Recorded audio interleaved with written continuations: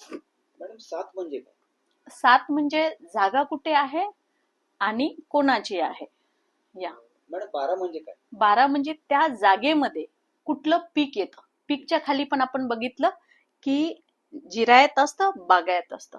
त्यामध्ये आपण पोटखराबा बघितला, जो सराउंडिंगचा एरिया आणि एकूण क्षेत्र पोटखराबा प्लस लागवडीखालील भाग म्हणजे ते एकूण 7-12 झाला.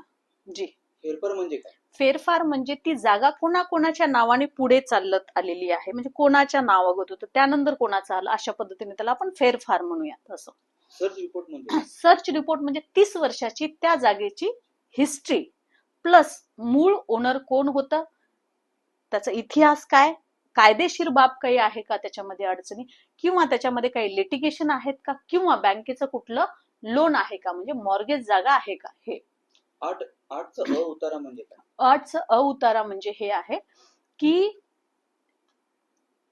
एखाद्या गावामध्ये महसूल खात्यामध्ये एखाद्या व्यक्तीच्या नावाने टोटल जागा किती नोंद झालेली आहे, ते 8चा अ झालं.